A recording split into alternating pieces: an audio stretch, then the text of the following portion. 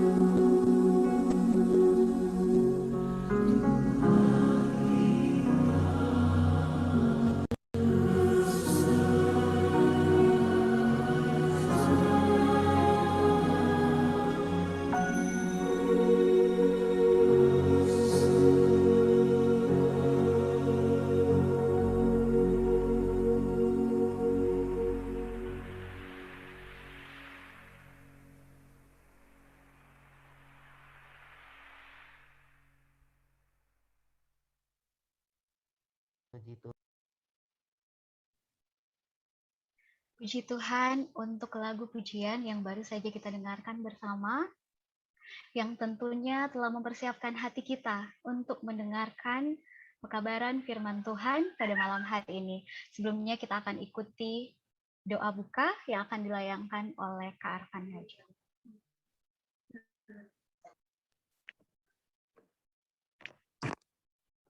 Saya kayaknya. Baik, kita satu dalam doa. Ya Tuhan, pada malam hari ini Tuhan kami datang kepadamu mengucap syukur atas Tuhan, berkat Tuhan yang melimpah kepada kami. Terima kasih juga atas penjagaan Tuhan dalam kehidupan kami, dalam minggu bekerja kami, di mana kami dapat merasakan akan kasih, berkat, dan juga hikmat yang Tuhan telah berikan kepada kami. Kesempatan kami ini Tuhan, kami siap untuk mendengarkan akan firman Tuhan yang akan dibawakan oleh Pendeta Ronald Mamarimbing. Kiranya dapat menguatkan akan kami semua kaum orang muda untuk dapat merdeka di dalam kehidupan kami ketika Yesus telah mati di kayu salib. Berkati acara ini dari awal hingga akhirnya, dan kiranya semuanya dapat berjalan dengan baik. Inilah doa kami, karena kami hanya berdoa di dalam nama Yesus, yang adalah Tuhan dan Juru Selamat kami. Amin.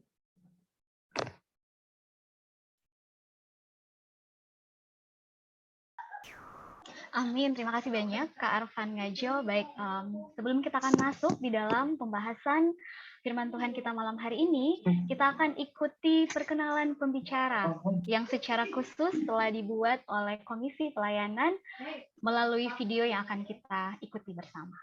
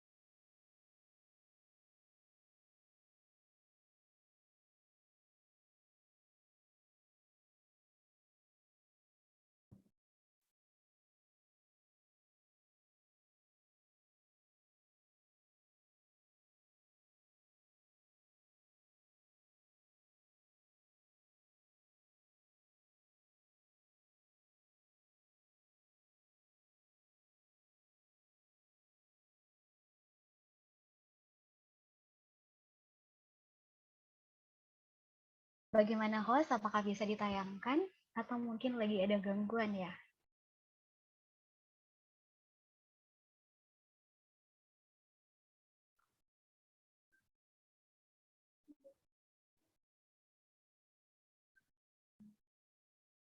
Ya, baik. Sementara kita menunggu video yang akan diputar oleh sahabat-sahabat host dan co-host kita, saya akan memperkenalkan secara singkat. Hamba Tuhan, Pendeta Ronel Mamarimbing telah melayani sebagai pendeta sejak tahun 1997 sampai dengan saat ini. Beliau telah menyelesaikan pendidikan S1 di Universitas Kelabat dan S2 juga S3 dari IAS Filipina. Beliau menyelesaikan program PhD atau doktor di bidang ilmu, doktrin, dan sejarah gereja, serta kepemimpinan gereja. Sekarang ini bekerja sebagai Sekretaris Asosiasi Kependetaan, Direktur Roh Nubuat, dan Koordinator Berkebutuhan Khusus untuk Gereja Advent di wilayah Conference Manado dan Provinsi Maluku Utara. Beliau telah menikah tentunya dengan Ibu Evin Skumendong, Master Education, yang saat ini bekerja sebagai Kepala Sekolah SMA Advent Kelabat di Conference Manado dan Maluku Utara. Dan hamba Tuhan ini telah dikaruniai 2 orang anak. Yang pertama, anak laki-laki bernama Shan Mamarimbing, saat ini sementara berkuliah di Filipina, dan anak yang kedua bernama Sanayang Mamarimbing, saat ini bersekolah di Manado Independent School. Demikian perkenalan singkat hamba Tuhan Pendeta Ronel Mamarimbing, dan mari kita ikuti video perkenalan berikut ini.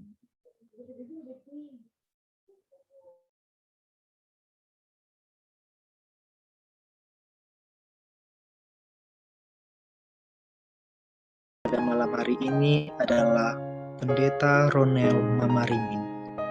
Beliau melayani sebagai pendeta sejak tahun 1997 sampai saat ini. Pendeta Ronel menyelesaikan pendidikan S1 di UNCLAP dan S2 juga S3 dari IAS Filipina. Beliau menyelesaikan PhD, doktor di bidang ilmu doktrin dan sejarah gereja serta kepemimpinan gereja. Pendeta Ronel sekarang bekerja sebagai Sekretaris Asosiasi Kependetaan, Direktur Roh Nubuat, dan Koordinator Berkebutuhan Khusus Gereja Advent untuk wilayah Konferensi Manado dan Maluku Utara. Pendeta Ronel menikah dengan Ibu Evin Sukumendong, Master Education yang bekerja sebagai Kepala Sekolah SMA Advent Klabat di Konferensi Manado dan Maluku Utara. Telah dikaruniai anak laki-laki dan perempuan. Pertama, Shan Mamarimbing berkuliah di Filipina dan Shania Mamarimbing bersekolah di MIS. Demikian profil pembicara kita pada malam hari ini. Terima kasih, Tuhan memberkati.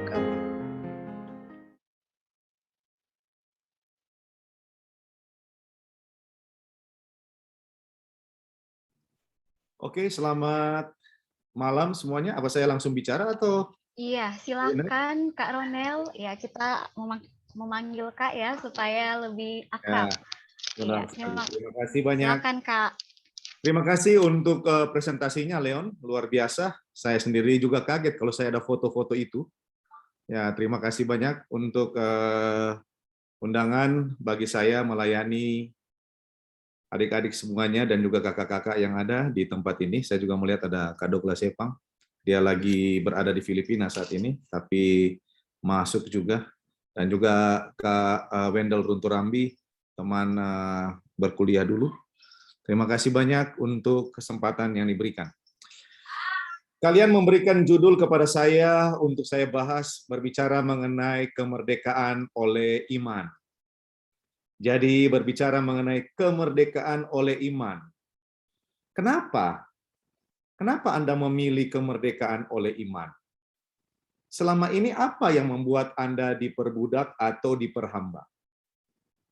Apa yang membuat sehingga kita memberikan, mungkin karena ini berkaitan dengan 17 Agustus, kemerdekaan Indonesia, ya, berkaitan, sehingga kita mengkaitkan dengan kemerdekaan oleh iman.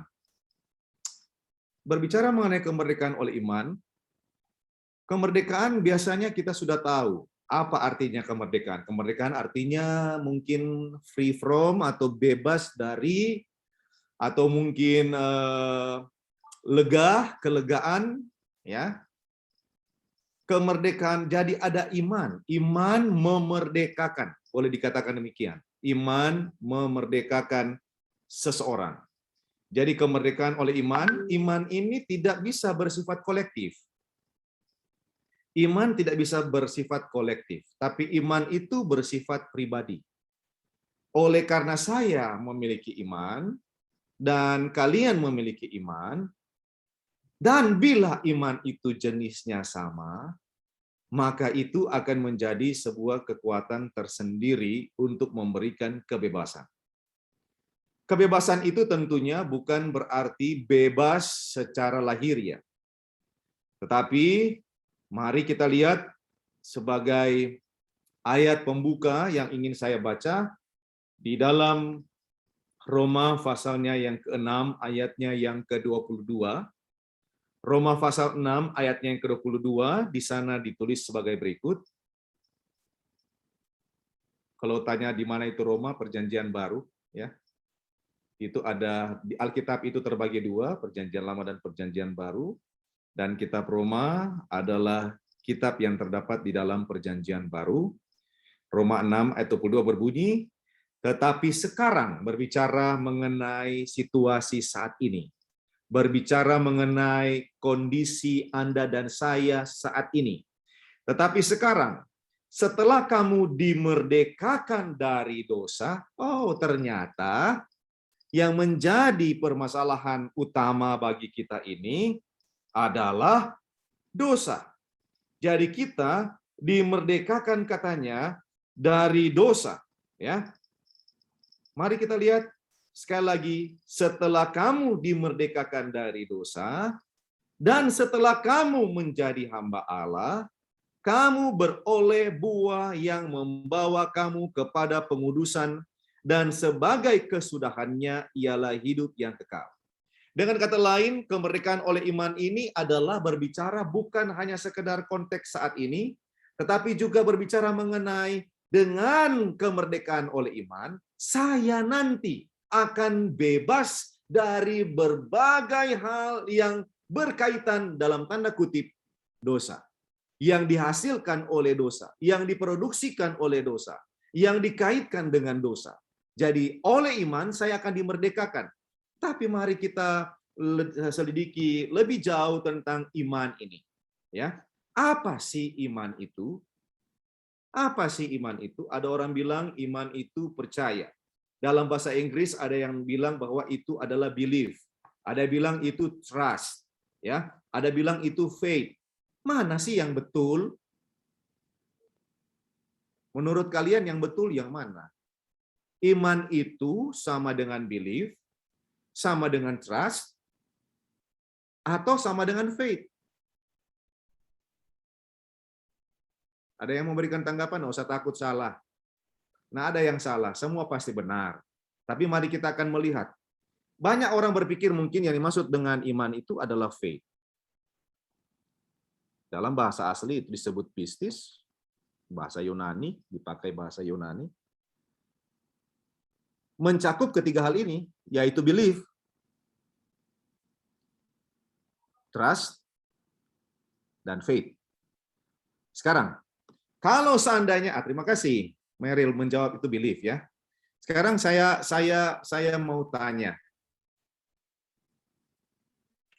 ada enggak teman kamu yang kamu percayai? Ada orang biar pacaran tapi enggak percaya loh. Dia pacaran tapi enggak percaya. Dan saya yakin banyak di antara kalian sudah pernah mengalaminya. Kepercayaan yang ditunggang balikan. Jadi yang saya mau tanya di sini adalah, ada enggak teman kalian yang kalian percaya? Ada enggak? Apakah itu disebut faith? Saya percaya kepada teman saya, berarti saya punya faith. Oke, terima kasih Arfan jawabnya ada. Sekarang yang saya mau tanya adalah, kalau saya punya sahabat, lalu saya percaya kepadanya, can I say, I have faith in you? Or, can I say, I trust you? Or, I believe in you? Kalian mungkin mau jawab dengan pikiran, I trust you. Oke, ada yang jawab, I trust you, I believe in you. Saya senang kalian punya jawaban. Oke, mari kita lihat. Ada orang yang kita believe,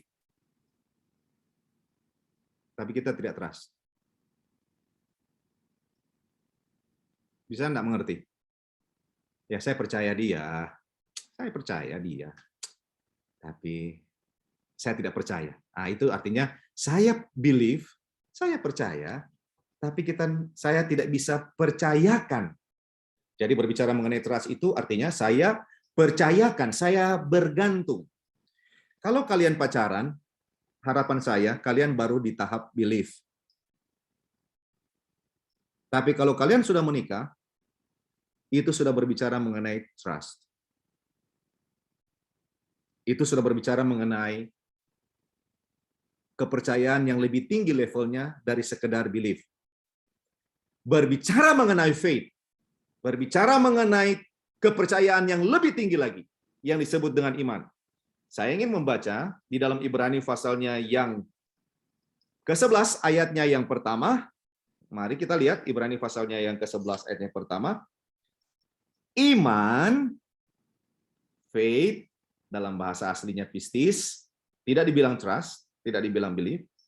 Iman adalah dasar dari segala sesuatu yang kita harapkan dan bukti dari segala sesuatu yang tidak kita lihat. Jadi berbicara mengenai iman itu berkaitan dengan dua hal, harapan dan apa? Bukti. Harapan dan bukti. Sekarang pertanyaannya, saya kasih lempar karena banyak anak muda di sini. Bisa nggak kalian bikin begitu sama pacar kalian? Harapan saya kepadanya adalah dia buat ini dan ada buktinya. Atau sedikit-sedikit kalian cek di mana, dengan siapa, ngapain, makan apa. Apa itu yang dimaksud dengan trust? Apa itu dengan yang dimaksud dengan level yang lebih tinggi? Kalau berbicara mengenai iman, banyak orang katakan, oh itu bahasa teologi, itu bahasa agama. Mungkin, tetapi saya mau katakan definisi iman di sini tidak menyatakan bahwa ini hanya untuk agama. Jadi saya boleh katakan, saya beriman kepada istri saya. Dan istri saya boleh berkata, dia beriman kepada saya. Saya boleh katakan saya beriman kepada anak saya. Anak saya pun boleh katakan demikian. Ingat, beriman itu artinya saya berharap kepadanya, ya. Saya berharap segala sesuatu yang saya harapkan dari dirinya dan segala bukti yang saya tidak bisa lihat. Kalau bukti yang bisa dilihat, mungkin kurang tepat itu disebut iman. Nah, sekarang, jadi iman itu adalah suatu yang Anda dan saya harapkan. Tentu saja pertanyaannya, harapan apa? Karena dikatakan di sini, dasar dari segala sesuatu yang Anda harapkan. Dasar. Dia hanya satu-satunya. Satu-satunya kalau berbicara mengenai dasar itu, kalau bicara mengenai batu dasar, berbicara mengenai dasar, tidak dibilang dasar-dasar. Tapi dasar, artinya tunggal. Hanya satu dasar. Jadi, iman itu adalah dasar untuk semua yang kita harapkan dan bukti dari apa yang tidak kita lihat. Nah, kita tahu bersama, ternyata iman ini penting karena di dalam ayat 6, Ibrani 11 ayat 6 dibilang, tetapi tanpa iman tidak mungkin orang berkenan kepada Allah. Tanpa iman tidak mungkin orang berkenan kepada Allah, katanya, sebab sebelum ia terangkat, ia memperoleh kesaksian bahwa ia berkenan kepada Allah. Sebelum dia naik ke surga, sebelum bertemu dengan kekekalan, bertemu dengan Allah, itu adalah sebuah ekspresi dan menjadi kesaksian. Oleh karena itu, saya boleh katakan, iman itu adalah sesuatu yang perlu di-share. Iman itu bukan hanya sekedar apa yang saya jadikan dasar di percaya saya untuk harapan-harapan yang baik ke depan, ataupun menjadi bukti dari apa yang saya tidak bisa lihat, tapi lebih daripada itu adalah menjadi sesuatu yang harus saya bagikan. Kenapa? Karena iman memberikan kemerdekaan dari dosa. Semua kita yang ada di sini punya dosa, punya kekurangan, punya kesalahan, malahan mungkin barusan saja kita berbuat dosa tadi. Nah, sekarang bagaimana saya bisa kembali?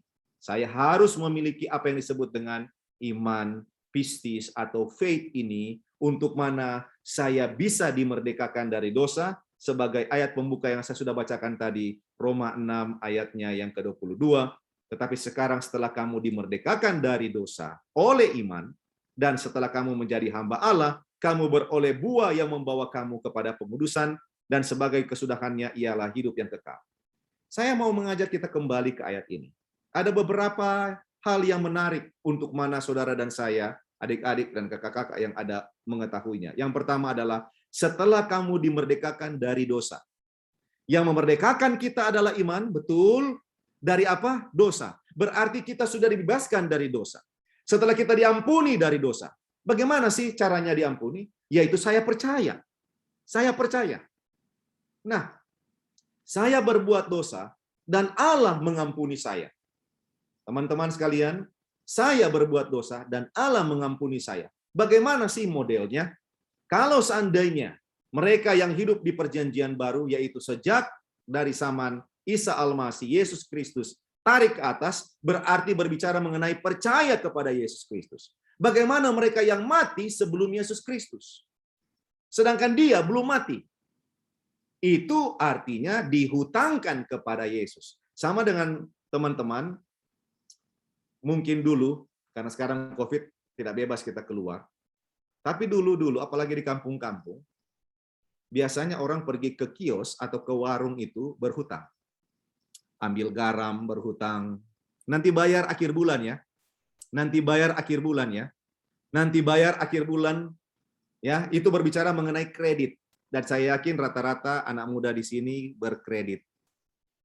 Apakah kredit HP, kredit komputer, ada kredit-kreditnya. Yang pasti jangan kredit hati. Bahaya kalau kredit hati.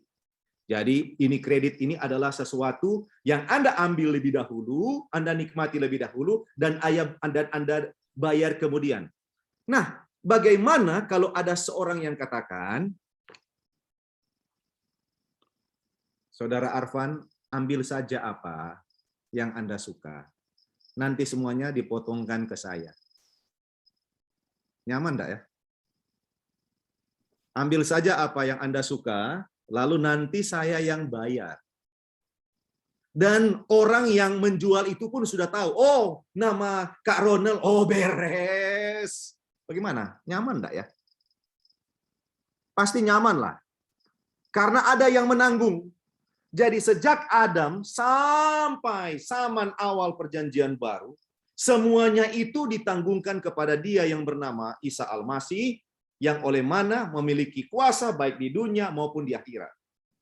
Yang oleh mana sesuai dengan Matius pasalnya yang ke-28 ayat 18, Yesus atau Isa Al-Masih katakan, kepadaku telah diberikan kuasa baik di dunia maupun di surga.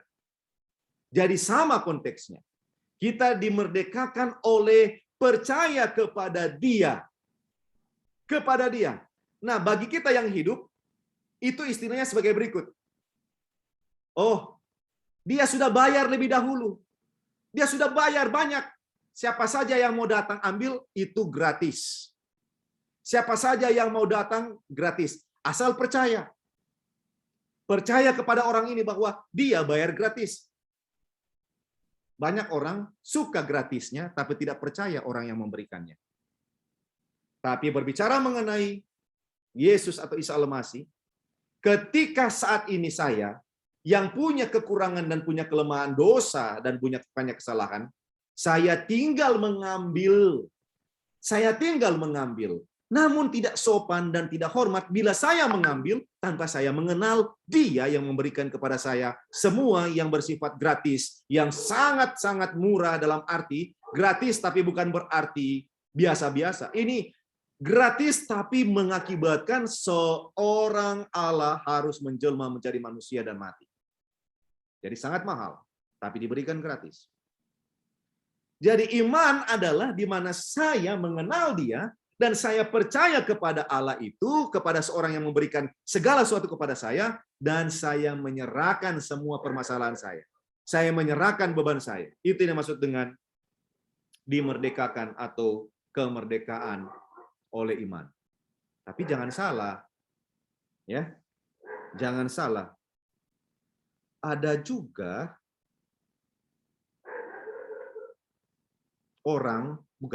ada juga makhluk yang beriman.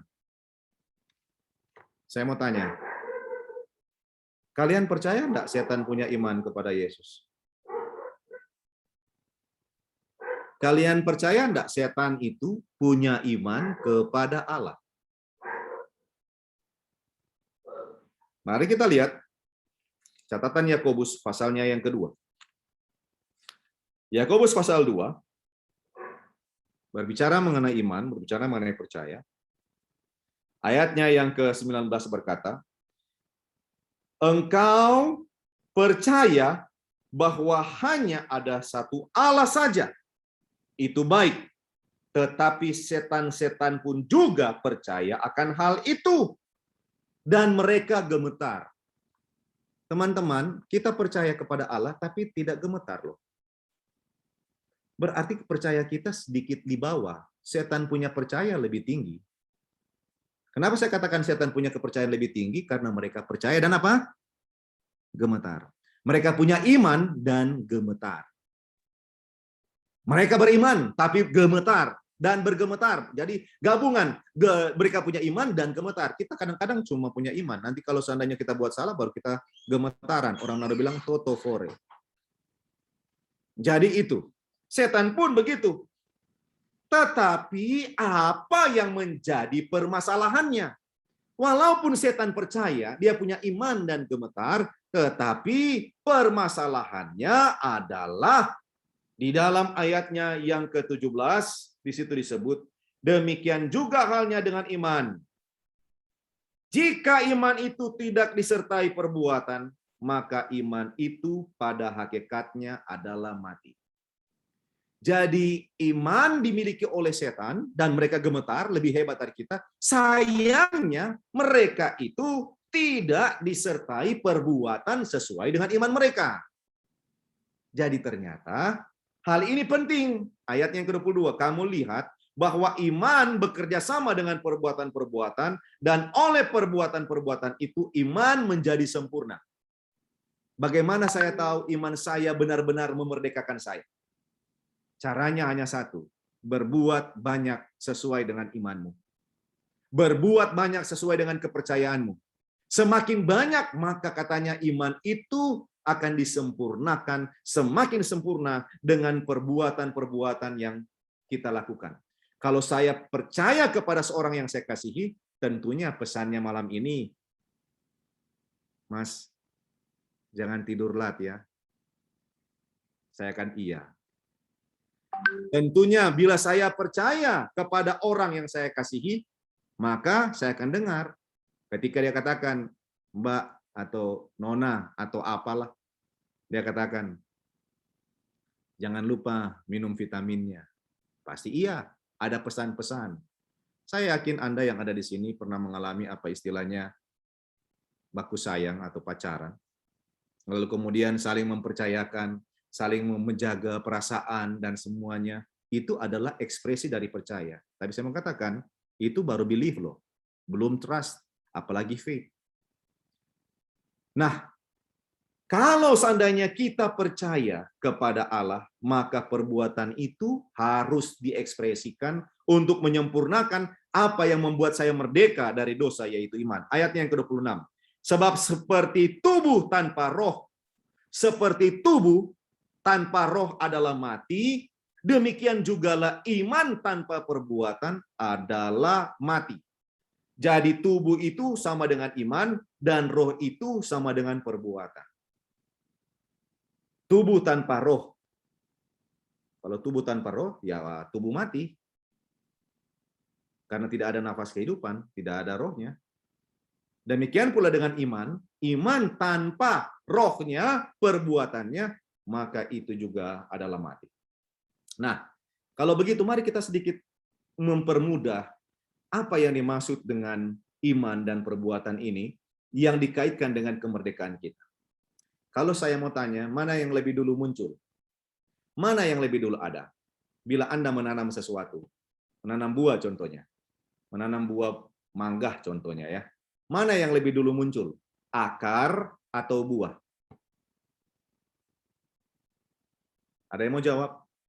Mana yang lebih dulu muncul? Akar atau buah?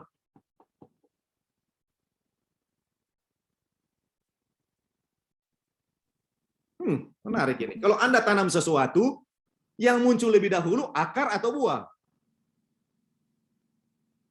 Ya, akar dong.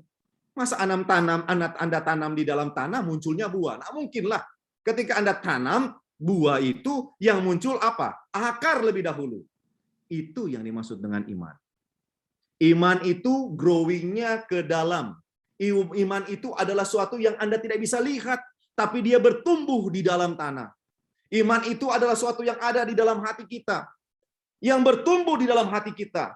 Oleh karena hati kita berakar dalam firman Tuhan ini, berakar dalam pengetahuan akan Allah, maka saya bertumbuh di dalam saya. Iman saya, percaya saya, yang disebut dengan batin ini, emosi ini, pikiran ini, semuanya diisi dengan unsur-unsur rohani. Dan itu yang dimaksud dengan iman. Tapi, saya mau tanya, pohon mangga itu ketika dia bertumbuh, apakah dinilai berharga karena akarnya atau karena buahnya? Buah. Bagus sekali. Bagus sekali. Pohon itu akan dinilai berharga karena buahnya. Jadi bukan karena soal akarnya lagi. Ingat baik-baik itu loh. Saya dimerdekakan oleh iman. Amin. Saya dimerdekakan oleh iman. Iman itu adalah akar yang tidak terlihat. Saya tidak bisa katakan bahwa Kak Wine dibebaskan oleh iman karena saya bisa lihat dia. Oh tidak, yang saya lihat perbuatannya. Masih ingat di dalam pengalaman Yesus Kristus, Isa Al-Masih, dalam kitab Injil.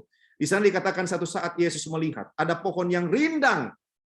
Pohon ara yang rindang. Sayangnya pohon itu tidak berbuah. Lalu apa yang dibuat oleh Yesus? Dia kutuk pohon itu. Kenapa? Karena pohon itu tidak menghasilkan buah, padahal kelihatannya rindang. Banyak orang yang punya iman luar biasa. Sedikit-sedikit, darah Yesus. Sedikit-sedikit, darah Yesus. Oh tolong Tuhan. Oh Tuhan. Teriak-teriak, oh Tuhan. Semuanya Tuhan. Sayangnya di dalam Matius 25 Tuhan bilang, aku tidak mengenal kamu. Penyalah dari hadapanku. Kenapa? Karena kita diselamatkan oleh iman, tapi dihakimi sesuai dengan perbuatan kita. Ingat baik-baik itu. Saya tidak akan dihakimi sesuai dengan iman saya. Oh no. Iman itu adalah awal kemerdekaan. Now what you are going to do? Apa yang akan engkau lakukan ketika engkau sudah bebas, sudah merdeka? Pertanyaannya adalah bangsa Indonesia setelah dia merdeka begitu-begitu saja. Oh, merdeka dari penjajah. Sedikit-sedikit berteriak. Belanda pulang kampung. Jepang pulang. Berteriak-berteriak semua. Apa begitu terus sampai dari tahun 45, 48, terus sampai sekarang begitu-begitu. Terus kita. Sekarang Belanda dan Jepang hubungan antar bilateral negara kita luar biasa. Dan apa yang dibuat, apa yang harus diisi di kemerdekaan ini. Jadi bukan lagi soal iman. Bukan lagi soal Anda dimerdekakan.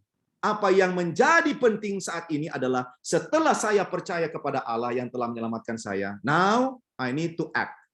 I need to do something. Ada sesuatu yang harus saya buat yang menjadi bukti bahwa saya itu punya iman. Salah satu contoh terdapat di dalam kitab Kejadian. Saya yakin Anda kenal yang namanya Ibrahim atau Abraham. Dia adalah bapa dari 3 agama besar. Yang pertama adalah Yahudi, yang kedua adalah Kristen, lalu kemudian adalah Islam.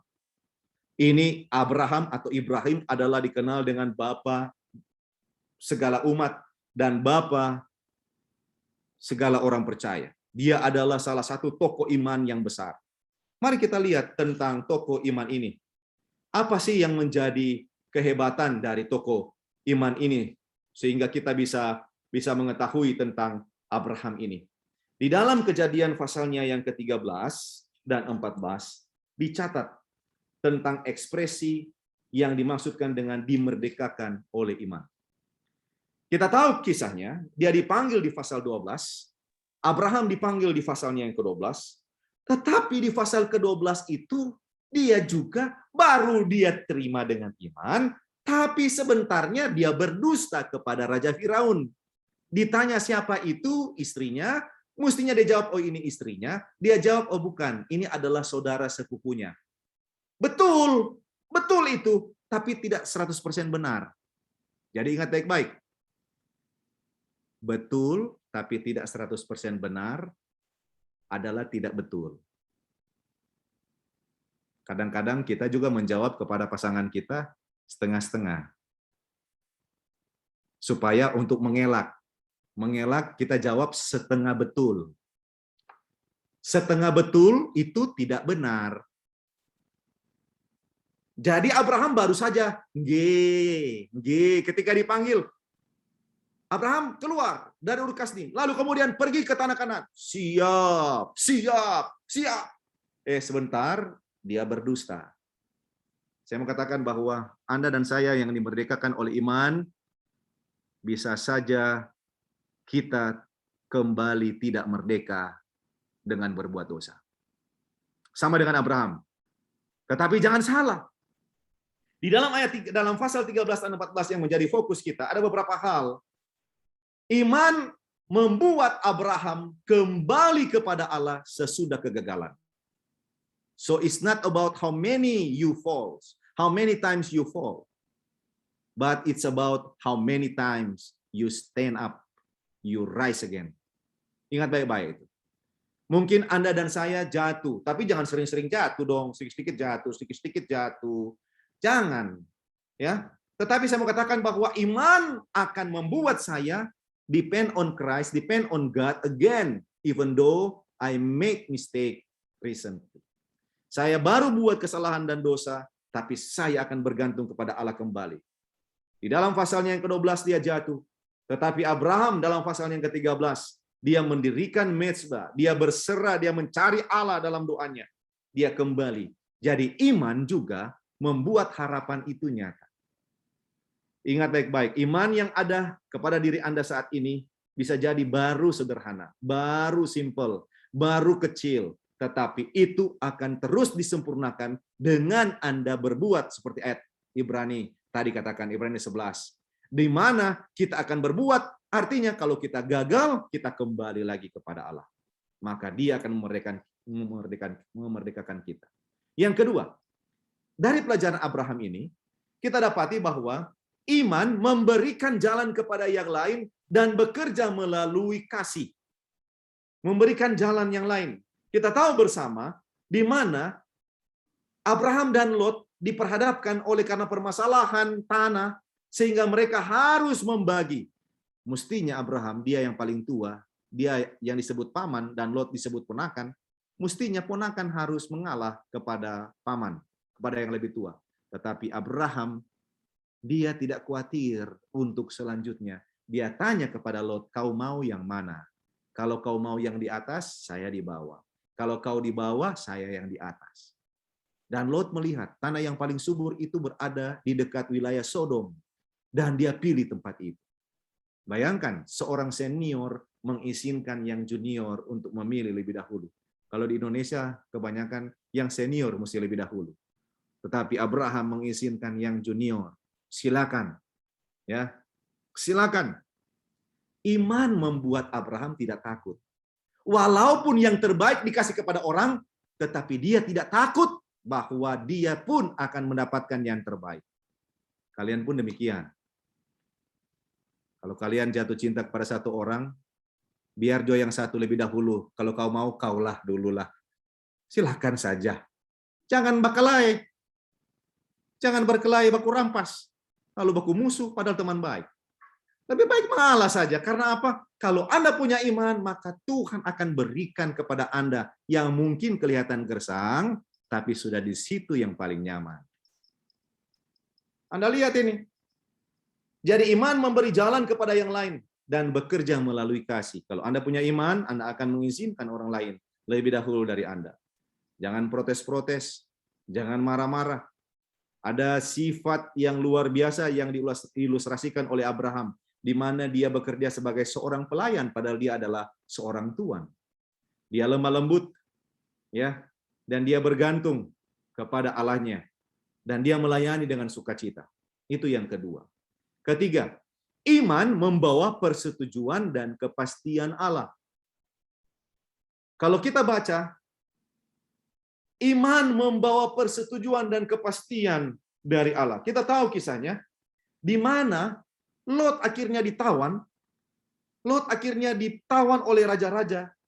yang berperang, ya, yang berada di timur, dan Abraham atau Ibrahim menolong Lot membebaskan dia. Iman membawa persetujuan. Dia yakin, dia pastikan. Teman-teman sekalian, kadangkala kita kecewa dengan orang yang bikin kita sakit hati. Kadangkala orang sudah mengecewakan kita, kita katakan ya sudah, sampai di sini saja pertemanan kita. Walaupun kita akan sampaikan dalam hati kita, oke, this is the end. You, me, end. Itu istilah kan. Jadi oke, enggak masalah. Kalau setiap kali mau ketemu lagi dengan dia lagi, sudahlah, jangan menghindar. Oh tidak. Ketika Lot memilih dan Abraham memilih yang gersang, ketika terjadi apa-apa di Lot, Abraham tetap pergi menyelamatkan karena dia pastikan bahwa apa yang dia buat mendapatkan persetujuan dengan Allah. Jangan takut berbuat baik kepada orang yang mungkin merugikan kita awalnya. Orang yang mempunyai iman harus berbuat, karena perbuatan itu akan menyempurnakan iman. Yang terakhir, iman Abraham menghasilkan kemurahan hati dan hikmat. Kita tahu ketika dia berperang, lalu kemudian dia menang. Dia membawa semua hasil rampasan. Dia kalahkan raja-raja di timur. Apa yang dia bawa? Dia bawa perhiasan, dia bawa semua jarahan. Tetapi ketika dia bertemu dengan Melkisedek, dia dengan rela hati memberikan apa yang menjadi bagian dari orang lain. Kita, kalau Anda mempunyai iman, Anda dan saya harus berbuat baik kepada orang lain. Kalau saya mempunyai sesuatu yang lebih, kasihlah kepada orang lain. Kalaupun saya mempunyai hanya untuk diri saya dan ada orang lain lebih membutuhkan dan saya masih mampu menanggung, kasihlah kepada mereka. Berikanlah apa yang menjadi bagian mereka. Kalian yang bekerja, di mana saja saya mau katakan, kadangkala kalian lebih membutuhkan banyak hal daripada berpikir untuk memberikan kepada Allah. Ada orang yang pernah berkata kepada saya, pendeta, bagaimana saya mau kasih kepada Tuhan? Sedangkan ketika saya terima, semua uang itu habis untuk kredit. Makanya saya mau katakan, jangan kredit lebih dari apa yang kalian bisa hasilkan. Untuk apa kalian kasih semua untuk pembayaran sana-sini, padahal yang memberkati kalian dengan kekuatan hikmat untuk semua pekerjaan kalian adalah Tuhan, dan Dia memiliki haknya, yaitu persepuluhan yang harus dikembalikan. Jadi berbicara mengenai iman, ini berbicara mengenai kemurahan hati. Kenapa? Kalau Allah tidak bermurah hati, Dia tidak akan kasih karunia, Dia tidak akan memberikan anugerah kepada kita, dan Dia tidak akan bangkitkan kepercayaan kita atau iman kita untuk mempercayai dirinya. Kenapa? Karena kita tidak mampu dari diri kita, tidak mampu sama sekali untuk menjangkau Allah. Kita tidak dapat menjangkau Allah. Yang dapat menjangkau Allah adalah Allah sendiri. Dengan cara menggerakkan hati kita untuk percaya kepadanya, bergantung kepadanya, dan itu membebaskan kita dari belenggu dosa. Dan orang yang bebas dari belenggu dosa harusnya bersyukur senantiasa sebagaimana Abraham. Abraham punya kelemahan dan dia pernah jatuh di dalam dosa. Tetapi kejatuhannya tidak membuat dia gagal dalam imannya dan tidak membuat dia gagal dalam menghasilkan buah-buah perbuatan yang baik. Dimerdekakan oleh iman, kemerdekaan oleh iman adalah suatu yang harus Anda dan saya karyakan saat ini. Bukti Anda merdeka adalah Anda berkarya. Melalui apa? Melalui perbuatan baik Anda. Dan itu adalah ekspresi iman Anda. Tuhan Yesus memberkati. Amin. Tuhan Yesus memberkati juga. Kak Ronel, terima kasih banyak untuk penjelasan mengenai kemerdekaan oleh iman. Dan dipersilahkan kepada sahabat-sahabat pemuda Advent Gabungan Nusantara yang telah hadir melalui Zoom meeting malam hari ini. Yang memiliki pertanyaan boleh langsung mengaktifkan videonya atau juga boleh menuliskan itu di kolom chat yang telah ada. Dan Kak Ronel, malam hari ini telah masuk satu pertanyaan di kolom chat. Pertanyaannya dari Kak John F. Manurung. Pertanyaan seperti ini. Iman yang hakiki itu percaya tanpa melihat atau melihat mujizat? Atau kuasa Yesus kemudian percaya, yang seperti apa Pastor iman yang hakiki itu? Oke, terima kasih untuk pertanyaannya. Ingat, iman yang hakiki itu saya tidak bisa nilai di antara kita, ada yang mempunyai iman yang hakiki. Yang bisa menilai itu hanyalah Allah.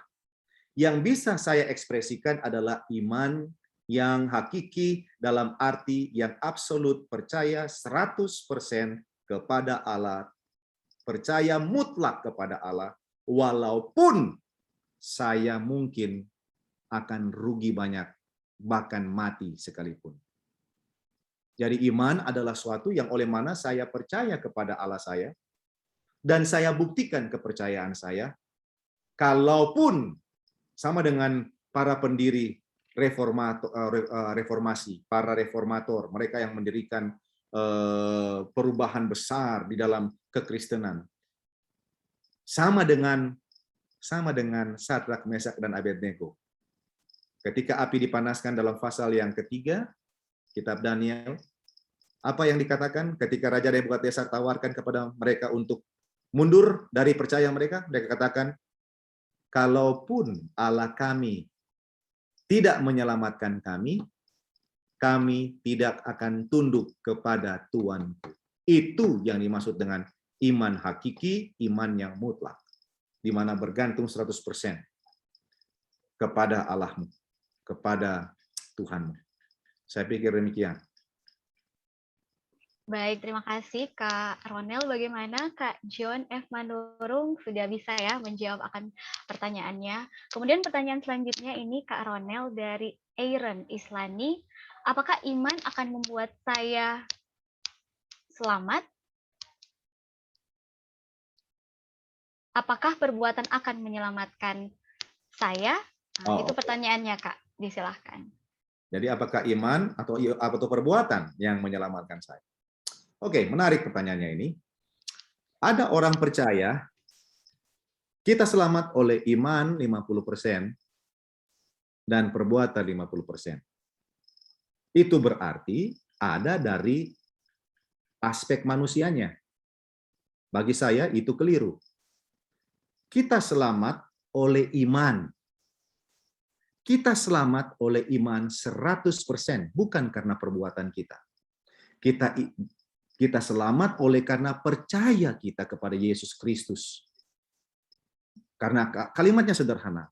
Karena begitu besar kasih Allah akan dunia ini, sehingga dikaruniakan anaknya yang tunggal, supaya barang siapa yang percaya kepadanya tidak apa?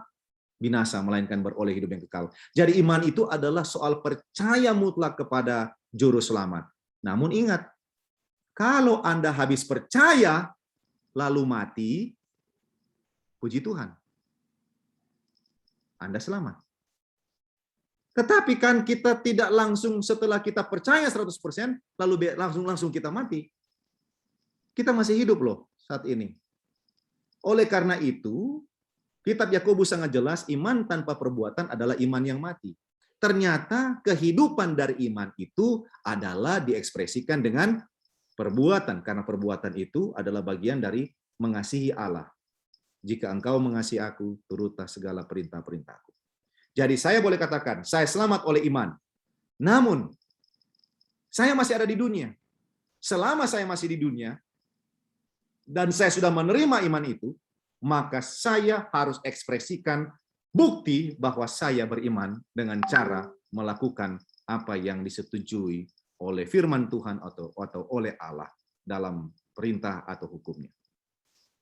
Jadi kita selamat oleh iman, dan perbuatan adalah aspek yang oleh mana akan mendatangkan penghakiman kepada kita.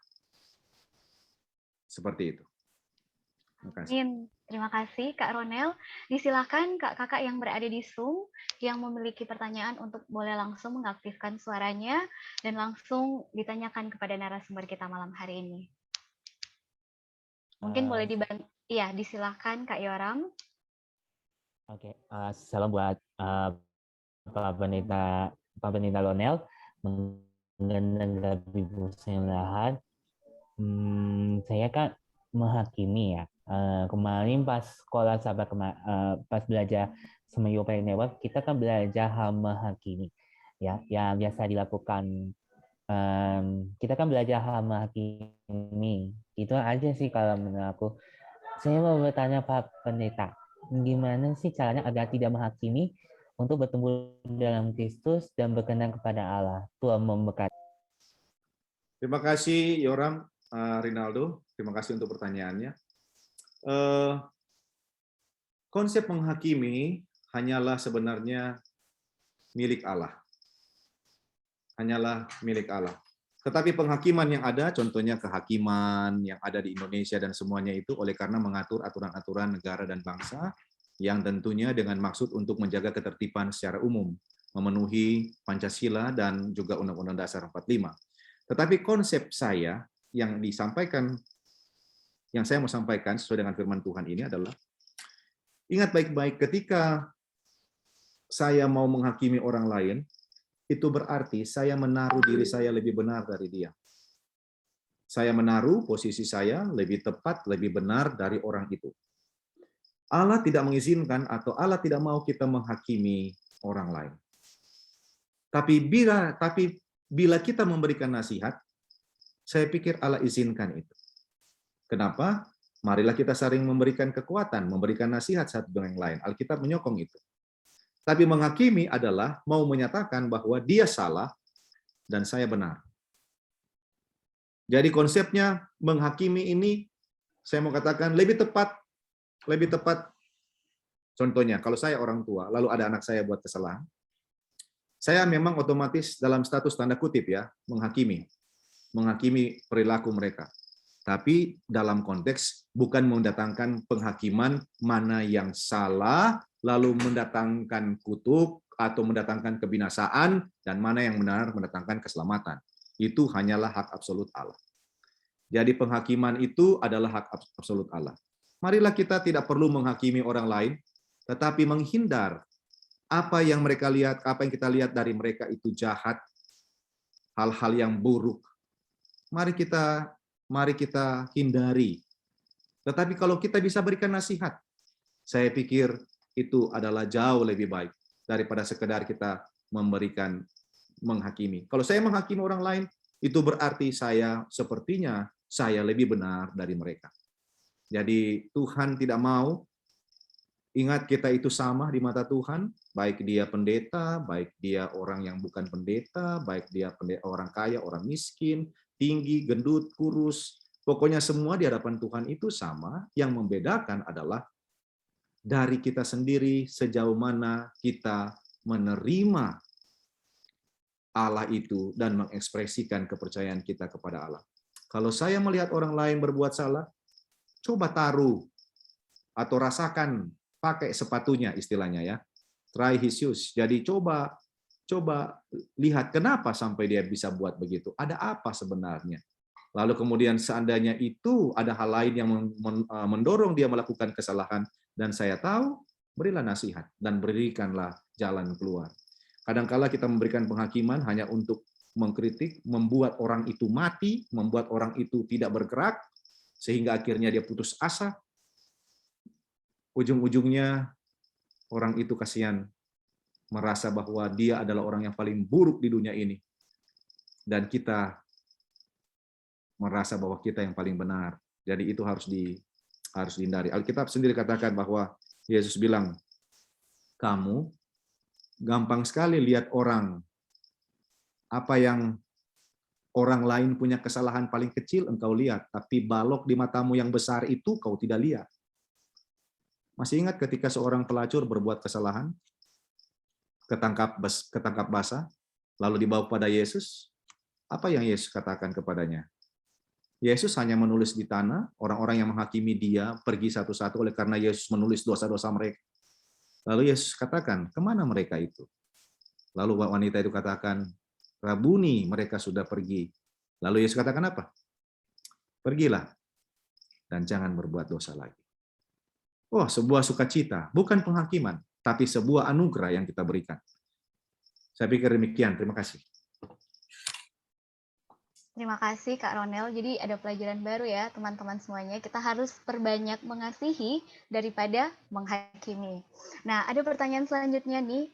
Kak Pendeta Ronel, pertanyaan dari seseorang yang tidak mau disebutkan namanya. Pertanyaannya seperti ini. Iman adalah perbuatan. Namun bagaimana dengan perbuatan yang tidak kita buat karena memang kita tidak tahu? Oke. Iman diekspresikan dengan perbuatan. Nah, bagaimana dengan perbuatan yang kita tidak tahu? Saya juga bingung ini pertanyaannya. Ya, jadi maksudnya kalau coba saya mau coba analisa ya. Coba ulang lagi, Kak Wina, apa dibilang di situ? Kalau iman tanpa perbuatan kan adalah sia-sia. Ya. Tapi konteks sudah iman dan sudah tahu perbuatan tapi tidak buat. Bagaimana dengan perbuatan yang tidak buat karena memang tidak tahu perbuatan yang berdasarkan iman? Jadi kalau seandainya kita tahu itu baik, lalu kita tidak buat, maka itu dosa. Jadi hukumnya adalah dosa. Kalau kita tahu bahwa itu baik, lalu kita tidak buat, maka itu adalah dosa. Beda dengan saya tidak tahu harus apa yang harus saya buat. Harus apa yang saya buat. Makanya orang yang punya iman, dia akan dekat dengan Tuhan. Maka Roh Kudus akan berbicara kepadanya, engkau harus buat ini. Ada kata hati yang akan menggerakkanmu untuk melakukan yang terbaik. Melakukan yang terbaik. Biasanya ini jadi contohnya ya. Bagaimana dengan status ada wanita yang mungkin mau melahirkan, mau diselamatkan mana? Anaknya atau ibunya? Mau selamatkan anaknya atau ibunya? Ketika jadi di dilema itu, sebagai suami, siapa yang saya pilih? Saya lebih cenderung untuk selamatkan ibunya. Karena Tuhan membuat saya bersatu dengan istri saya. 2 menjadi 1, bukan anak saya 2 menjadi 1. Jadi yang seperti begitu dilematis untuk kita jawab, tetapi ketika kita meminta kuasa Tuhan yang oleh mana kita imani, Dia akan berbicara kepada kita. Ada kata hati atau ada orang yang akan menolong kita, memberikan pandangan untuk mana kita akan mengambil keputusan. Intinya, jangan berhenti berbuat baik. Jangan berhenti berbuat baik. Terima kasih. Terima kasih Kak Ronel. Ini ada banyak pertanyaan lagi. Yang selanjutnya dari Kak Riyandi Martohonan Sibarani. Pertanyaannya seperti ini. Apakah kemerdekaan iman itu hanya ekspresi yang murni atau adakah kemerdekaan iman yang terkesan dipaksakan? Jika ada, kedua hal itu tersebut bagaimana membedakannya?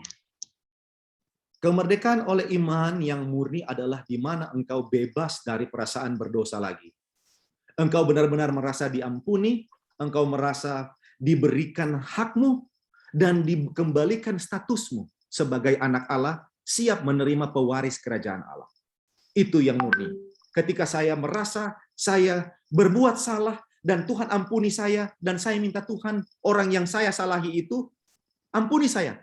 Lalu kemudian dia datang pada saya, Kak Mama Rimbing, saya ampuni Anda. Itu adalah iman yang betul-betul hakiki, yang murni. Iman yang dipaksakan, kemerdekaan yang dipaksakan adalah mereka yang hanya percaya oleh iman dan hanya iman saja. Hanya satu-satunya, tidak ada yang lain. Jadi yang pasti iman saja. Percaya kepada Yesus. Yang penting yang lain tidak percaya saja kepada Allah. Percaya kepada Yesus saja. Yang lain tidak perlu dilakukan. Yang penting percaya saja. Sedikit percaya. Tetapi tidak melakukan apa yang dia perintahkan. Makanya saya mengatakan contohnya, orang-orang seperti itu adalah orang-orang yang percaya kepada Yesus Kristus dan hanya menerima konsep persepuluhan. Karena konsepnya adalah, kalau saya kasih kepada Tuhan, maka Tuhan akan berkati saya. Mereka katakan perjanjian lama itu tidak perlu. Tidak dipakai lagi perjanjian lama. Yang perlu dipakai perjanjian baru saja. Karena hukum sudah dipalangkan dan semuanya. Tetapi mereka pakai konsep perpuluhan. Konsep perpuluhan itu ada di perjanjian lama. Tetapi konsep makan yang tepat, peribadatan yang tepat, dan yang lain-lain itu tidak dilakukan. Lucu kan ini? Mereka hanya mengambil bagian-bagian tertentu dari ayat hanya untuk menyokong diri mereka, keuntungan mereka, dan rasa nyaman mereka. Jadi iman yang dipaksakan, kemerdekaan oleh iman yang dipaksakan itu adalah seperti itu. Yang hakiki adalah di mana kita merasa kita diampuni dan kita siap untuk melayani Dia dan mengikuti apa yang menjadi teladan dan perintah. Terima kasih. Terima kasih.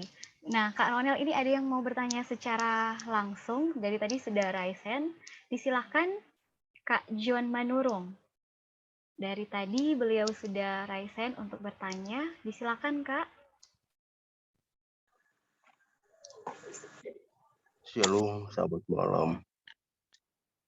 Ada 2 pertanyaan saya. Yang pertama tadi, iman yang hakiki itu apakah kita tidak melihat, kemudian kita percaya, atau kita melihat kuasa Yesus dulu atau mukjizat, baru kita memiliki iman. Misalkan contoh seperti ini. Saya lagi berduka, kondisinya karena bulan kemarin saya juga baru saja ditinggal oleh orang tua saya. Saya percaya bahwa kesembuhan itu akan terjadi. Tapi kesembuhan itu nggak terjadi, justru Tuhan malah mengizinkan orang tua saya sakit, harus beristirahat. Yang pertanyaan saya adalah, iman yang hakiki itu seperti apa?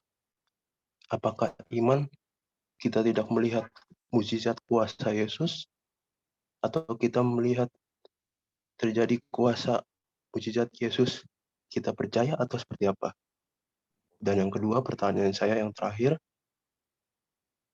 untuk hukum yang paling tinggi itu apa ya?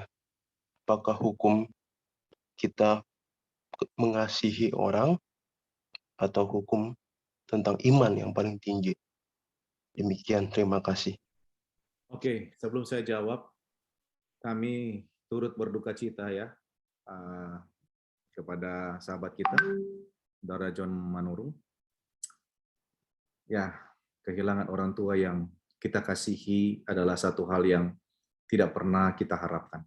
Nah, tadi ada pertanyaan, beliau sudah berdoa kepada Tuhan, minta kesembuhan, dan ada iman di situ. Tapi kenapa kok mati? Jadi ada satu hal yang saya mau katakan bahwa iman itu bukan soal jawaban. Iman itu adalah soal saya bergantung kepada Allah. Jadi,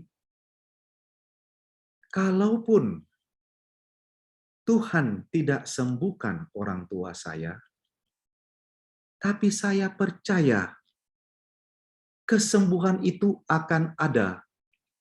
Baik pemulihan secara fisik maupun pemulihan secara rohani, kalau bukan di dunia ini, pada saat kedatangannya yang kedua kali. Jadi itu yang dimaksud dengan iman. Iman yang hakiki adalah iman yang percaya doa saya didengar oleh Tuhan, tapi tidak harus dijawab saat ini oleh Tuhan. Doa saya pasti didengar oleh Tuhan dan akan dijawab oleh Tuhan sesuai dengan waktunya yang paling tepat. Selama saya ada di dunia ini, apapun jenis kesembuhan yang saya minta kepada Tuhan, itu akan bisa Dia kasih, bisa Allah berikan, tetapi akan kembali juga kepada kefanaan. Karena kita manusia akan menjadi tua, reot, dan kemudian mati. Oleh karena itu menjadi akibat dari dosa. Yang saya punya iman adalah saya punya iman, dan itu harus menjadi bagianmu, sahabatku, Saudara John Manurung, yaitu iman Anda dan saya, yaitu percaya bahwa Allah mendengar doa kita, dan Dia akan menjawabnya. Kalau bukan saat ini, Dia pasti akan jawab saat Dia datang kedua kali. Jadi pertanyaannya sekarang adalah, tidak peduli apa yang akan terjadi kepada saya, kepada saudara-saudara, saat ini dan malam ini, tetapi yang paling utama adalah saya bergantung sepenuhnya kepada Allah saya. Apapun yang Dia buat adalah baik bagi saya. Belum tentu itu akan membuat saya tersenyum. Bisa jadi itu akan membuat saya menangis dan berduka. Tetapi tidak ada putus harapan bagi kita yang bergantung kepadanya. Ribuan, jutaan orang mati mempertahankan kebenaran, mati mempertahankan firman Tuhan, mati oleh karena penganiayaan menerima Yesus Kristus. Dan bagaimana dengan kita? Bersyukur, Saudara John Manurung, Anda punya orang tua meninggal mungkin bersama Anda. Ketika ibu saya meninggal, dia tidak bersama-sama dengan saya. Dan saya tidak tahu ibu saya meninggal setelah 1 bulan baru saya tahu. Masih beruntung Anda daripada saya. Yang saya punya harapan, saya bergantung kepada Allah saya. Apapun yang terjadi, Allah saya akan membuat saya kuat dan akan membuat saya melihat kembali orang-orang yang saya kasihi yang mati di dalam Tuhan. Lalu kemudian yang berikutnya, hukum mana yang hakiki? Hukum mengasihi sesama atau hukum iman? Saya mau katakan bahwa yang harus kita dahulukan adalah iman kepada Allah. Itu memerdekakan kita dari upah dosa. Itu memerdekakan kita dari upah. Upah artinya gaji dosa. Biasanya setiap bulan habis kita kerja dapat upah kan? Itu namanya gaji. Jadi kumpul-kumpul. Jadi iman itu adalah akan membayar kita dari upah dosa. Yang membebaskan kita. Upah dosa adalah kematian kekal. Akibat dosa adalah kematian sementara. Jadi sekarang apapun yang terjadi, biar lagi saya punya ini, punya itu, banyak uang dan semuanya, tetap saya akan mati. Itu disebut dengan tidur dalam Tuhan. Tapi bersyukur oleh karena iman, saya tidak akan mendapatkan upah dosa, yaitu kematian kekal ketika Dia datang. Jadi itu harus menjadi dasar. Nah, hukum untuk melaksanakannya, hukum untuk mengekspresikan saya beriman adalah kasihilah Tuhan Allahmu dengan segenap hatimu, dan kasihilah sama manusia seperti dirimu sendiri. Jadi itu adalah ekspresi hukum yang didasari oleh iman yang Anda miliki dan kita miliki. Terima kasih. Amin. Aduh, saya secara pribadi merasa sangat dikuatkan ya melalui jawaban-jawaban dari Kak Ronel. Tentunya juga jawaban-jawaban tersebut sudah bisa menjawab semua pertanyaan dari sahabat-sahabat sekalian. Dan terima kasih sampai saat ini para partisipan masih tetap stay dan tidak keluar sama sekali. Terima kasih. Mungkin boleh diberikan emotic love dulu atas jawaban-jawaban yang telah diberikan. Iya, pendeta boleh melihat emotic love. Namun masih ada 2 pertanyaan terakhir, Kak Pendeta Ronel. 2 pertanyaan terakhir. Pertanyaan kedua terakhir dari Kak Romi. Pertanyaannya seperti ini. Kak mau bertanya, apa untungnya kita merdeka dalam iman? Dan bukankah kemerdekaan yang diberikan Tuhan menjadikan kita bukan lagi budak hukum? Kemudian satu lagi, Kak. Percaya kepada Yesus dalam bentuk apa? Percaya padanya sebagai Tuhan atau percaya padanya sebagai juru selamat? Oke. Silakan Kak Ronel.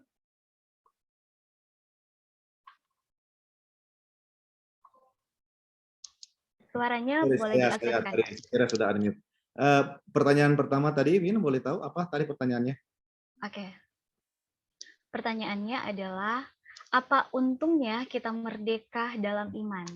Oke, apa untungnya Anda merdeka oleh iman? Selama Anda tidak punya iman, Anda tidak akan bisa merdeka dari dosa. Dan ingat, dosa adalah pelanggaran hukum Tuhan. Dan upah dosa ialah maut. Maut artinya kematian kekal. Kalau Anda mau suka tidak merdeka oleh iman, berarti Anda dan saya siap-siap menerima maut saja. Buat saja apa yang Anda suka. Nggak jadi masalah. Dan tetap di dunia ini, apapun kesalahan yang Anda buat, apapun jenisnya, bahkan merusak nama baik orang saja, sudah ada hukumnya loh. Hukum-hukum apa? Hukum undang-undang ITE sudah ada lagi. Ya kan? Semuanya ada. Nah, sekarang apa yang dimaksud dengan apa untungnya sih dimerdekakan oleh iman? Dimerdekakan oleh iman artinya saya dimerdekakan dari dosa. Kenapa? Kalau saya tidak dimerdekakan oleh dosa, maka saya akan mendapatkan upah dosa, yaitu maut. Lalu yang berikutnya, yang kedua mengenai apa? Mengenai Tuhan. Dan bukankah kemerdekaan yang diberikan Tuhan menjadi kita bukan lagi budak hukum? Oke. Kemerdekaan yang kita terima, betul kita bukan budak hukum. Kenapa? Karena hukum tidak menyelamatkan kita. Hukum tidak menyelamatkan kita. Tapi hukum adalah guru yang oleh mana membuat kita tahu apa yang harus kita buat. Kita tidak diselamatkan oleh perbuatan, tidak diselamatkan oleh hukum. Kita bukan budak hukum lagi. Kenapa? Karena kita sudah bebas. Sekarang, karena saya punya SIM. Saya punya SIM kendaraan. Berarti saya sudah bebas dari hukum. Bolehkah saya melanggar lampu merah? Anda yang sudah mendapatkan anugerah, mendapatkan keselamatan, berarti lebih tahu diri dong. Saya yang sudah dapat SIM, mengendara, surat izin mengemudi, tentunya lebih tahu dong parkirnya di mana. Lebih tahu dong caranya untuk melambung di mana. Lebih tahu dong pada waktu lampu traffic light itu ada, saya tahu jenis warnanya. Kenapa? Karena saya sudah mendapatkan SIM itu. Kenapa? Kalau saya mengendarai tanpa SIM, pasti akan ditangkap. Tapi kan saya sudah dapat SIM. Apa karena saya dapat SIM, saya harus buat ini, buat itu? Sewenang-wenang saya? Tidak kan? Jadi perlu kita melakukan hukum itu. Kenapa? Hukum itu membuktikan bahwa betul-betul saya sudah menerima kemerdekaan oleh iman itu. Oke? Lalu yang berikutnya, pertanyaan yang terakhir. Pertanyaan berikutnya masih dari orang yang sama. Percaya kepada Yesus dalam bentuk apa? Percaya padanya sebagai Tuhan atau percaya kepadanya sebagai juru selamat? Dua-dua. Jawaban saya adalah dua-dua. Percaya dia sebagai Tuhan dan percaya dia sebagai juru selamat adalah dua hal yang tidak bisa dilepaskan. Kenapa? Percaya dia sebagai Tuhan ya dan juru selamat. Banyak orang Kristen hanya percaya dia sebagai juru selamat, yaitu percaya dia sebagai pengampun dosa. Pengampun dosa. Karena dia juru selamat. Dia yang mengawali, dia yang dahulu, dia yang pertama-pertama, dia yang lebih utama untuk memberikan keselamatan. Makanya kita percaya Yesus sebagai juru selamat. Banyak orang Kristen di dunia ini, hampir 100% saya katakan, percaya Yesus sebagai juru selamat. Sayangnya, mereka tidak percaya dia sebagai Tuhan. Kenapa? Tuhan dalam bahasa Indonesia disebut Tuhan ada huruf H-nya di tengah. Tapi dalam bahasa Inggris disebut apa? Tuhan. Lord. Betul kan? Lord. Lord itu diterjemahkan dalam bahasa Indonesia bisa dua. Tuhan dan Tuan. Itu berarti kalau saya menerima dia sebagai Tuhan saya, berarti saya menerima sebagai Tuan saya. Pertanyaannya adalah, kalau saya bekerja di sebuah perusahaan, ada enggak bos saya? Ada kan? Berarti bos saya Tuan saya loh. Kalau saya bekerja di perusahaannya, lalu saya tidak mengikuti aturan-aturan perusahaan, apa yang akan dibuat kepada saya? Saya akan dipecat. Betul kan? Karena dia adalah Tuhan saya. Nah, bagaimana konsepnya ini? Kita sudah menerima Yesus sebagai juru selamat. Betul, dia adalah penyelamat kita. Dia mengampuni kita. Dia menjadi pengantara kita. Betul. Tapi jangan salah, dia juga adalah Tuhan kita. Kalau dia Tuhan kita dan kita hambanya, kita dengar apa yang dia lakukan, apa yang dia perintahkan. Jadi kita selamat oleh karena percaya kepada Yesus Kristus sebagai Tuhan, sebagai pemilik alam semesta, pengatur kehidupan, yang memiliki hukum-hukum, dan percaya dia sebagai juru selamat pribadi saya. Jadi jangan cuma terima Yesus sebagai juru selamat Anda loh. Terima dia sebagai Tuhanmu. Terima dia sebagai Tuhanmu. Berarti Anda percaya apa yang akan dia perintahkan. Apa saja yang dia perintahkan, saya akan lakukan. Saya akan buat karena dia adalah Tuhan saya dan saya adalah hamba atau anaknya. Terima kasih. Terima kasih Kak Ronel. Dan pertanyaan selanjutnya, pertanyaan seperti ini. Ketika kita mengampuni orang yang berbuat salah terhadap kita dan orang tersebut selalu berbuat salah kembali lagi terhadap kita dan akhirnya membuat kita susah untuk mengampuninya, apakah kita masih bisa mengatakan bahwa kita tidak memiliki iman jika kita susah atau belum mau mengampuni karena kesalahan yang selalu diperbuatnya? Alkitab tidak memberikan batasan bagi kita untuk mengampuni orang.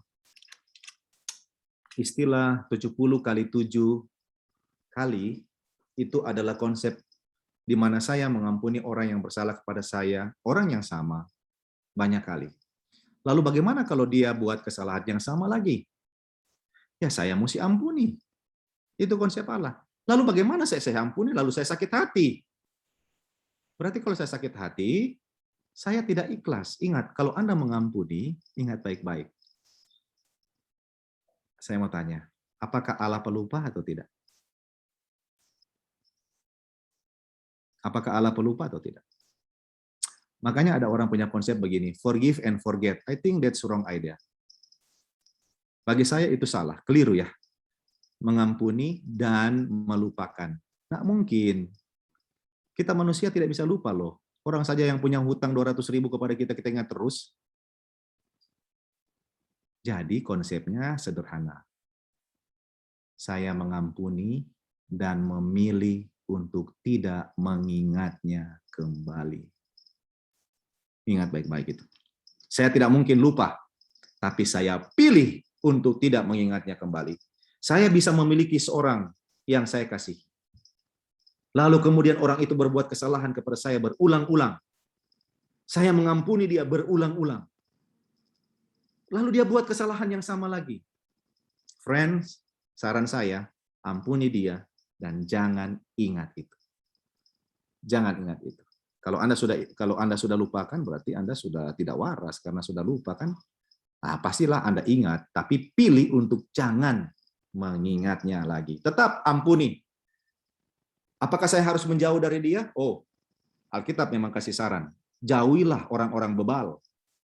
Orang-orang bebal adalah salah satunya adalah orang-orang yang tidak mau mendengar. Tidak mau mendengar. Tapi ingat, Allah pun mau mati bagi orang bebal. Jadi sejauh manakah saya akan hindari orang seperti ini? Biarlah waktu yang menjawabnya, karena Tuhan akan menentukan batasannya. Sejauh kita masih dekat dengan mereka, ampuni mereka, dan pilih untuk tidak mengingat kesalahan mereka. Terima kasih. Terima kasih Kak Ronel, dan kita sudah berada di akhir sesi tanya jawab kita. Namun dari panitia masih memberikan kesempatan satu pertanyaan terakhir kepada sahabat-sahabat yang ingin bertanya secara langsung kepada Kak Pendeta Ronel, disilahkan. Satu pertanyaan terakhir. Langsung diaktifkan saja suaranya dan juga videonya dan langsung bertanya kepada pembicara. Disilahkan.